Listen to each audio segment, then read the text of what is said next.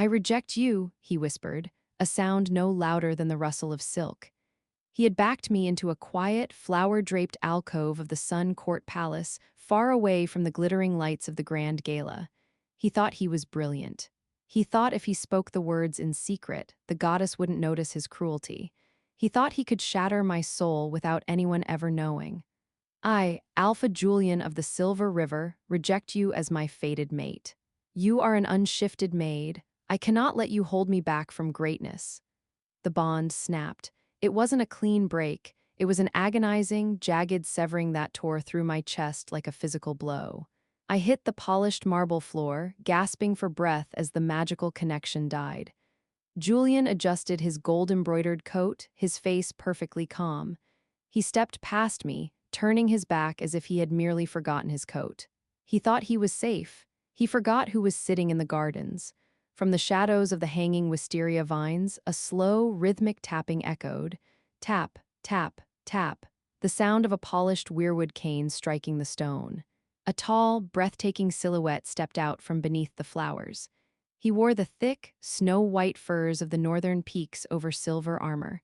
Across his eyes was a beautifully woven band of white silk. It was Sovereign Orion, the blind king of the northern aurora, a living legend. He had no eyes, but the stories said the blind king didn't need sight to see the truth. The stories said he could hear the tearing of magical souls. Orion tilted his head, his jaw tight. An unauthorized severing, his voice resonated, a deep, commanding warmth that shook the petals from the vines. You dare break the sacred law of the goddess while I am resting? Julian froze, his golden boy smirk melting into absolute panic. The blind king pointed his cane directly at Julian's chest. Your rank is stripped. You are no longer Alpha. He turned his head, his silk-covered eyes locking onto me with impossible precision. And the girl is coming with me. If you love romance stories where the arrogant ex gets instant karma, hit subscribe right now. Tell me in the comments, how satisfying was that moment? But to understand why his betrayal broke my heart, we have to go back to the beginning. To the morning I thought I was finally getting my happily ever after. My name is Alara. For 20 years, I was the invisible girl of the Silver River Pack. I was born to warriors, but when they passed, I was left with no rank and worse, no wolf. While the other girls shifted by their 16th birthday, my inner wolf remained entirely silent. I was what they called a late bloomer, which was just a polite way of saying I was broken. Without a wolf, I was relegated to the kitchens. I scrubbed floors while the rest of the pack trained, but I survived because I had one beautiful secret. When I turned 18, the scent hit me. Sun-warmed pine and fresh rain. It was Julian, the future Alpha. He was my fated mate. For 2 years, Julian kept our bond a secret. He would meet me by the river at sunset, holding my hand, telling me that I was beautiful just the way I was. He promised that as soon as he took the Alpha title, he would claim me publicly. He told me to be patient. I was so desperately in love, I believed every word. Tonight was the Sun Court Gala, the most dazzling event of the decade. The continent's most powerful packs gathered to celebrate the new season. It was also the night Julian was scheduled to announce his Luna.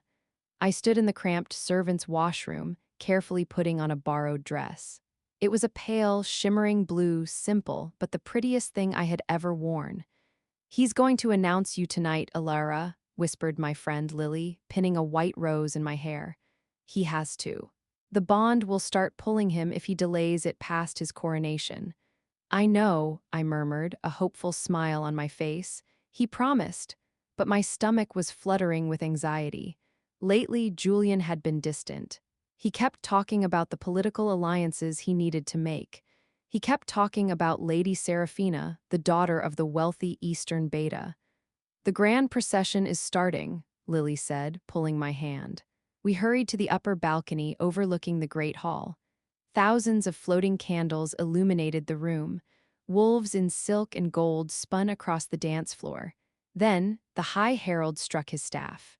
Presenting Sovereign Orion of the Northern Aurora, the music softened, and a hushed, awestruck silence fell over the ballroom. The Sovereign of the North rarely left his snowy mountains. He was known as the most powerful wolf alive, a man blinded in a heroic battle centuries ago to save his people. He ruled not with cruelty, but with an overwhelming, terrifying strength. The grand doors opened. Orion walked in. He was breathtakingly handsome, tall and broad-shouldered, radiating an aura so powerful it felt like a warm summer storm. He moved with incredible grace, his weirwood cane tapping the floor lightly. Tap, tap, tap. He stopped in the center of the hall, the white silk blindfold stark against his dark hair. He bowed politely to the High Council. "Welcome, Sovereign," the High Counselor smiled. Orion nodded gracefully, then turned and walked toward the quiet, flower-filled gardens attached to the hall, preferring the fresh air to the crowded room. I sighed in awe, but my attention snapped back to the herald. Presenting Alpha Julian of the Silver River, my heart soared. Julian walked down the grand staircase, looking like a prince in his white and gold suit, but my smile shattered when I saw who was holding his arm. Lady Seraphina. Seraphina was radiant, her head resting proudly on Julian's shoulder. Julian wasn't looking for me in the crowd. He looked perfectly content. "No," Lily whispered beside me. "Elara," I couldn't breathe. I turned and ran from the balcony, rushing down the servant stairs. I had to talk to him. I had to know why. I found Julian an hour later. He had stepped away from the ballroom into one of the quiet garden alcoves to fetch 2 glasses of champagne. "Julian," I gasped, stepping out from behind a marble pillar. He jumped, spilling a drop of the wine. When he realized it was me, the warmth vanished from his face, replaced by a cold, nervous irritation. "Elara," he hissed, grabbing my arm and pulling me deeper into the alcove, away from the light. "What are you doing here? You're a maid. You shouldn't be in the guest areas." "You were with Seraphina," I cried, tears spilling over my cheeks. "You promised me, you said tonight was the night we would be mated." "Keep your voice down," he snapped, looking around frantically. "Elara, be reasonable. Do you really think I could present an unshifted maid to the High Council? The pack needs strength, they need an alliance." "But the bond," I pleaded, touching my chest where the mate.We pulled desperately toward him. "The goddess chose us." Julian's eyes were cold. The sweet boy by the river was gone. "The goddess doesn't run a pack. Seraphina brings wealth and land. You bring nothing but pity." His words broke my heart in half. "Please," I whispered, the humiliation crushing me. "This ends tonight," Julian said softly. "I need to sever the bond before I dance the mating waltz with Seraphina." "No," I panicked, backing away. "Without a high priestess, the magic will tear. It could kill my wolf." He didn't care. He cornered me against the wall. He wanted to do it here, in secret, so he wouldn't face the judgment of the High Court for abandoning his true mate. "I reject you," he whispered, a sound no louder than the rustle of silk. "I, Alpha Julian of the Silver River, reject you as my fated mate. You are an unshifted maid. I cannot let you hold me back from greatness." The pain was unimaginable. The bond snapped, tearing through my magical core. I couldn't even scream. I collapsed onto the freezing marble, clutching my chest as the tears flowed. Julian adjusted his gold coat, looking down at me with mild annoyance before turning to leave. He thought he had won. He forgot who was sitting in the gardens. From the shadows of the hanging wisteria vines, a slow, rhythmic tapping echoed. Tap, tap, tap. Julian froze. A tall silhouette stepped out from beneath the flowers. Sovereign Orion. He had been sitting on a garden bench, enjoying the quiet. Orion stepped into the moonlight. The white fur on his shoulders glowed, and the air around him crackled with a heavy, protective magic. "An unauthorized severing," Orion's voice resonated, deep and commanding. Julian began to tremble. His alpha aura completely vanished under the suffocating weight of the sovereign's presence. "Sovereign," Julian stammered, bowing quickly. You misunderstand. The girl is unhinged. She cornered me." Crack. Orion struck his weirwood cane against the stone path, a sound like a thunderclap. "Do not lie to a man who listens to the truth," Orion said sternly, stepping forward. "You whispered your cowardly rejection. You tried to hide it. But a soul-tearing sounds like a dying star to my ears, boy." I lay on the floor, weeping from the pain, but the moment Orion spoke, the agony in my chest dulled. His powerful aura wrapped around me like a warm blanket, soothing the broken magic. Orion towered over Julian. To forcefully sever a bond without a priestess, to risk a female's life for political gain, is a disgrace to the goddess. Please, Julian begged, his knees shaking. I am an alpha, you are nothing, Orion stated, his tone absolute. Your rank is stripped. If you ever claim the title of alpha again, I will personally see you banished from the continent. Julian let out a pathetic sob, dropping his face into his hands. Orion turned his head, the white silk blindfold pointed down at me. Can you stand, little one? I stared up at the giant, terrified but in awe. I think so. Then stand. I forced myself up, leaning heavily against the wall. Orion reached out a large, warm hand. He didn't fumble. His hand moved with perfect precision, stopping in the air, waiting for me. What? What are you doing? Julian whispered from the floor. I am taking the treasure you foolishly threw away, Orion said smoothly. She is coming with me. I hesitated. Orion was a legend, the most powerful wolf in the world, but I looked down at Julian, crying on the floor. I had nothing left here. I placed my small, shaking hand into Orion's large palm. His skin was warm, and the moment we touched, a strange, beautiful shockwave shot up my arm. It wasn't the frantic heat of my old mate bond. It felt deeper, like finally coming home. Orion's jaw softened slightly. He gripped my hand firmly, gently. Come, he said softly. He led me away from the palace, out into the cool night air. Waiting in the courtyard was a grand, beautiful carriage drawn by 6 massive white wolves. Sovereign, his lead guard bowed respectfully. We are departing? We are, Orion said. Open the cabin. Orion helped me step up into the carriage. The interior was incredibly warm, lined with soft white furs, and a small enchanted hearth burned in the corner. Orion stepped in after me, sitting on the opposite bench. The cabin was large, but his presence made it feel cozy and safe. The carriage lurched forward, beginning the journey toward the northern aurora. For an hour, neither of us spoke. I sat huddled in my corner, shivering from the shock and the dull ache of the severed bond. Tears silently streamed down my face. Suddenly, a heavy, incredibly soft fur blanket was gently draped over my lap. I looked up. Orion was leaning back against his seat, his blindfolded eyes facing forward. Wrap yourself, he said, his voice a warm rumble. The trauma of a torn bond causes your body to go cold. You need to stay warm. I pulled the thick fur around my shoulders. It smelled like him, snow, cedar, and a clean, comforting warmth. Why? I whispered. Why did you save me? Orion was quiet for a moment. He turned his head slowly, looking at me. When a soul tears, he said gently, it creates a shockwave. To me, it is a terrible sound.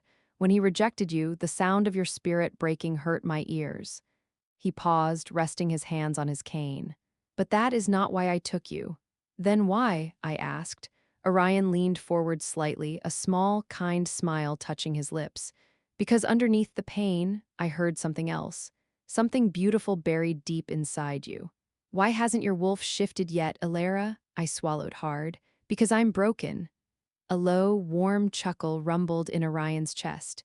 You are not broken, little one, the king said softly. Your wolf is simply waiting for the right person to call her out, and I intend to help you find her. I fell asleep in the carriage, lulled by the rhythmic swaying and the incredible warmth radiating from Orion. When I finally opened my eyes, the sun was rising over a breathtaking, brutal landscape. We had crossed into the northern aurora. The mountains were towering spires of jagged ice and deep green pines. The sky was painted with ribbons of shimmering violet light.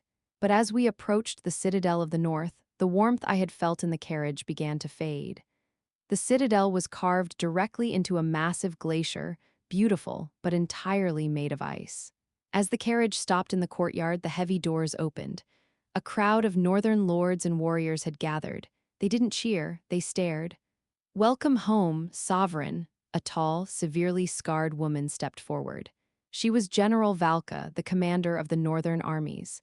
Her eyes flicked to me, narrowing with immediate, cold disapproval. And who is the southern stray? I shrank back, the old instincts of the servant quarters kicking in. "This is Allura," Orion said, his voice carrying an edge of absolute authority. "She is under my personal protection. Prepare the East Wing." Valka didn't bow. "Sovereign, the Winter Council is already agitated by your sudden departure to the Sun Court. Bringing back an unshifted null will only fuel their anger. We need strength right now, not charity." Orion didn't raise his voice, but the air in the courtyard instantly crystallized. "I do not answer to the Winter Council, Valka. And I do not explain my charities. Show her to her room." The tension was suffocating. I realized then that Orion wasn't just a beloved king. He was a warlord holding a fractured, dangerous kingdom together by sheer force of will. And bringing me here had just made his life much harder. For a week, I was kept isolated in the East Wing. The room was luxurious, but the political frost of the citadel seeped under the doors. I heard whispers in the halls. "The king is losing his mind. The king's curse is acting up." He brought a crippled maid to be his Luna. Orion visited me every night, but I could tell he was exhausted. The calm, composed sovereign from the Sun Court was fraying at the edges. One evening, he walked into my room and immediately slumped into the armchair by the fire, leaning heavily on his weirwood cane. He looked incredibly pale, and the veins on his hands were glowing with a faint, erratic silver light. "Orion," I whispered, kneeling beside his chair. "Are you all right?" He let out a ragged breath, resting his head back. "The magic of the North is heavy today." "Valka hates me," I said quietly, looking at my hands. "The council hates me. I'm causing you trouble." Orion turned his head toward me. For the first time, he didn't sound completely in control. He sounded tired. "You are not the cause of my trouble, Allura. You are the only quiet thing in my life." He reached out, his hand trembling slightly, and touched my cheek. "Do you know why I wear this blindfold?" "Because you lost your sight in the war," I answered softly. "I didn't lose my sight," Orion confessed, his voice thick with a dark, heavy sorrow. "I traded it. I absorbed a curse meant to wipe out my entire pack. The blindfold isn't to hide my scars, it is a seal. If I take it off, the curse bleeds out. It is a darkness that wants to consume everything around me. Keeping it contained requires constant, agonizing focus." My heart broke for him. He wasn't just a perfect, untouchable king. He was a man in constant pain, sacrificing himself every second of every day to keep his people safe. "And lately," Orion whispered, his thumb brushing my jaw, "the seal is weakening. The council knows it. They are preparing for me to fail." Hundreds of miles away in the Sun Court, Alpha Julian sat alone in his lavish new study. Lady Seraphina was asleep in the master bedroom, but Julian couldn't sleep. He poured himself a third glass of whiskey, his hand shaking. He had gotten everything he wanted: the Eastern Ridge Alliance, the wealth, the respect of the High Council. He was finally the alpha he was raised to be, so why did he feel like he was drowning? He looked down at his right hand. A faint, jagged black scar crossed his palm, the physical remnant of the severed bond. It burned constantly. The High Priestess had warned him that severing a true mate bond would leave a phantom ache, but she hadn't told him it would feel like his chest was hollowed out. "I had to do it," Julian whispered to the empty room, downing the whiskey. "She was a null, the pack would have starved, I had to be practical." But every time he closed his eyes, he saw Alara's terrified face in the dark corridor. He remembered the soft, sweet smell of pine and rain that used to comfort him when the pressure of his father's expectations became too much. He had sacrificed the only person who truly loved him for a crown that felt like iron around his neck. A knock on the door pulled him from his thoughts. A messenger stepped in, bowing. "Alpha Julian, the High Council has finalized the date for the treaty renewal. You are expected to formally petition to solidify your rank." The messenger paused. "The Northern Sovereign has RSVP'd. He is bringing the girl." Julian's breath caught. He stared at the messenger, a desperate, pathetic hope warring with his ambition. "She's alive. She's coming back." "Prepare my guard," Julian ordered, his voice cracking. "We leave for the summit." Back in the north, my training was a disaster. Orion had taken me to the frozen lakes, telling me that the magic of the north would force my wolf to the surface. But for 3 grueling weeks, nothing happened.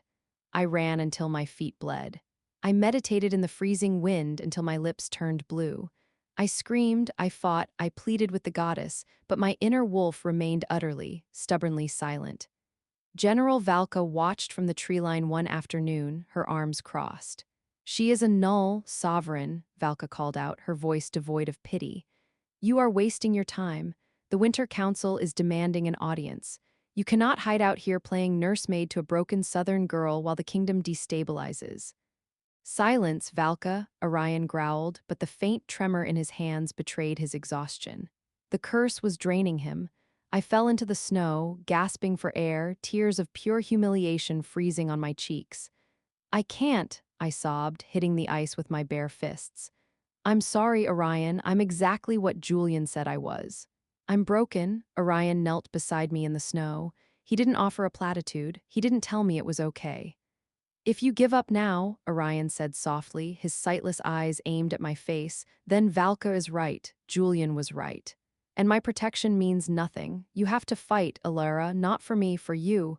He stood up, turning his back to me, leaning heavily on his cane. "We return to the Citadel. The High Council summit is in 2 days.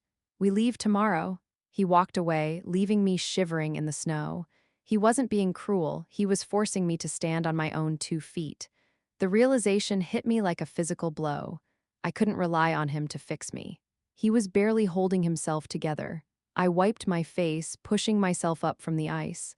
I didn't shift that day, but for the first time in my life, I didn't want to hide in the kitchens. I wanted to fight. The Sun Court Palace was a viper's nest of political tension. When Orion and I entered the Great Hall, there were no gasps of awe. There were cold, calculating stares. The High Council knew the Northern Sovereign was struggling with his curse. The other alphas smelled blood in the water. I walked beside Orion, wearing a simple, elegant silver dress. I held my head high, masking the bitter truth that my wolf was still silent. Julian was standing near the dais. When his eyes met mine, a flash of profound, agonizing regret crossed his face. He actually took a step toward me, his lips parting as if to speak, but Lady Seraphina yanked him back by the arm, her eyes flashing with jealousy. The High Counselor banged his staff. "We convene this treaty renewal," the counselor announced. "But before we sign, the council must address a matter of continental security. Sovereign Orion of the Northern Aurora." Orion stepped forward, his posture rigid. "Speak."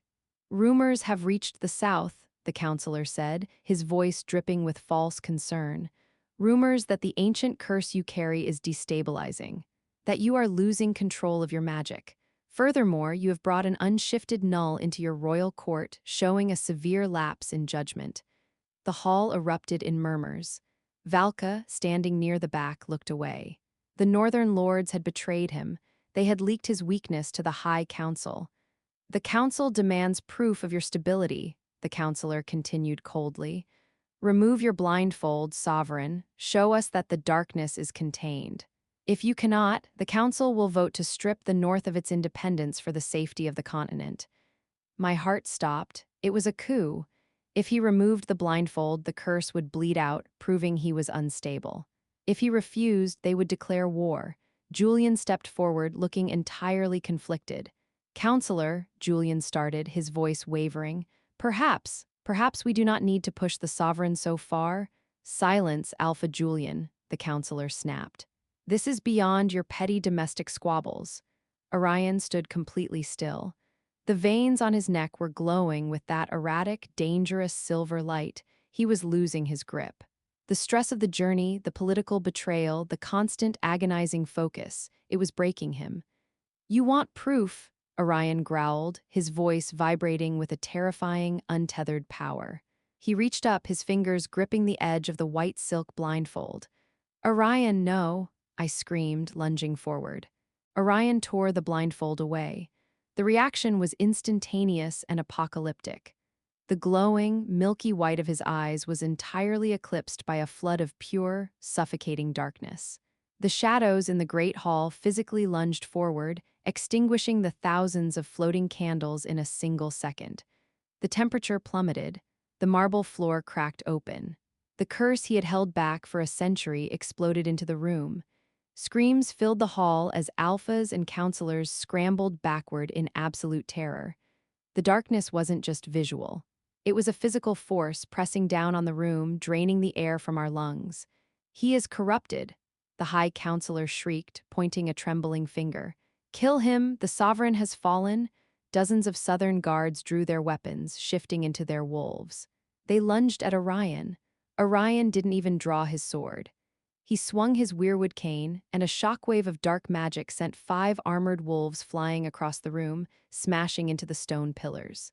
He was a force of nature, but I could see the agony on his face. The curse was consuming him. He was losing his mind to the darkness. Julian had shifted into his golden wolf, but he wasn't attacking Orion. He was standing in front of Seraphina, defending his pack, but his eyes were darting wildly around the room, looking for me in the chaos. "Orion!" I screamed over the roar of the magic, trying to push through the panicked crowd to reach him. A southern guard, his eyes completely black with fear, saw me running toward the sovereign.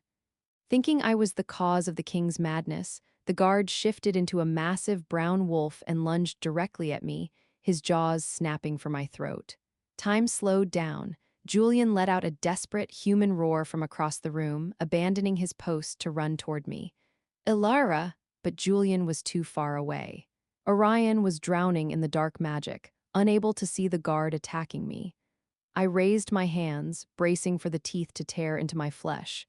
And in that fraction of a second, facing absolute, terrifying death, the cage inside my soul didn't just crack. It completely shattered. The heat that exploded in my chest was blinding. There was a concussive boom of pure, untethered magic. The Southern Guard was thrown backward through the air, blasted away by a shockwave of brilliant, liquid silver light. The darkness filling the great hall was instantly pierced. I didn't just shift, I erupted. The pain was non-existent. My bones rearranged in a split second, fueled by centuries of dormant, ancient power.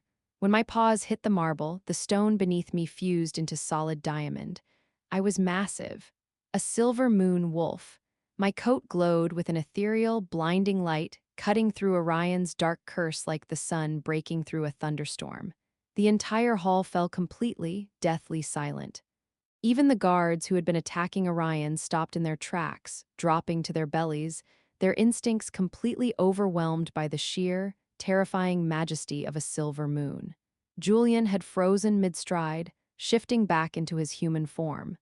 He fell to his knees on the glass-covered floor, tears streaming down his face as he stared at the absolute godlike creature he had thrown away. The regret in his eyes was absolute, crushing devastation. But I didn't look at Julian. I turned my massive, glowing head toward Orion. The sovereign was on his knees, his hands clutching his head as the dark curse fought to take over his mind. I let out a low, vibrating hum, a sound of pure, healing magic. I stepped forward, my paws leaving glowing silver footprints on the marble. I approached the terrifying warlord, lowered my massive head, and pressed my glowing forehead directly against his chest.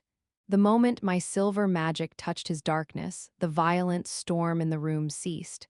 My magic didn't fight his curse. It wrapped around it. It accepted it. The silver moon wolf wasn't just a legend because of its beauty. It was a legend because its magic was a perfect, unbreakable anchor. Orion gasped, his hands dropping from his head. He buried his fingers deep into my silver fur. The pitch-black corruption in his eyes slowly receded, replaced by the faint, milky white glow. His breathing slowed, the frost on the walls melted. I shifted back into my human form, kneeling on the floor in front of him, my hands resting on his chest. "Orion," I whispered, breathless. He opened his sightless eyes. He was crying. The infallible, terrifying sovereign of the North let a single tear roll down his scarred cheek.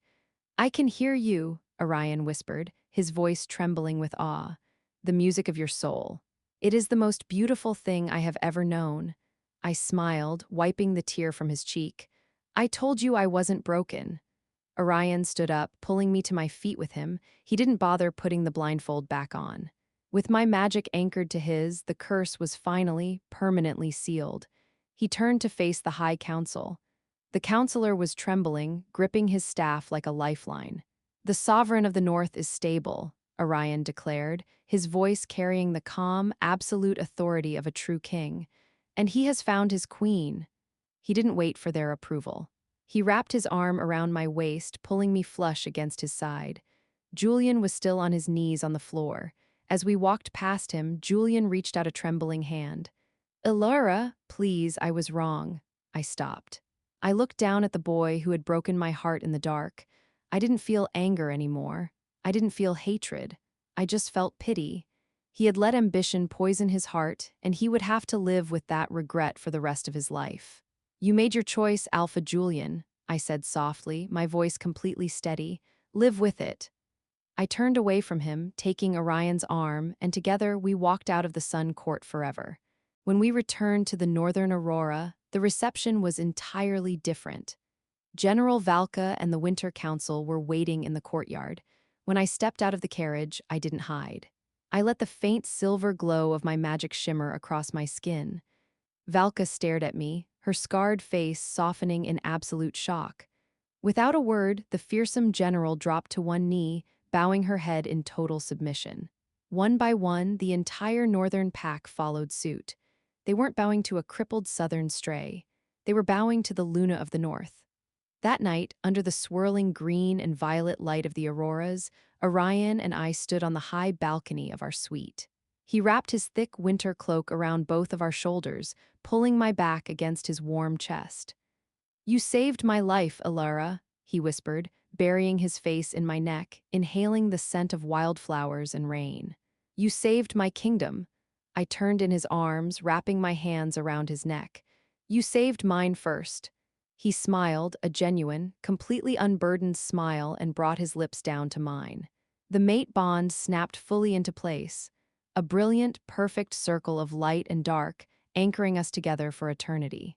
And that is the story of how a rejected, unshifted maid became the anchor for the most feared king in the world. If you loved this story of ultimate vindication, deep emotional healing, and finding the one person who truly sees your worth, hit that subscribe button. Tell me in the comments, did Julian deserve a worse punishment or was living with his regret enough? Until next time, keep your wolf wild and your heart open. Goodbye.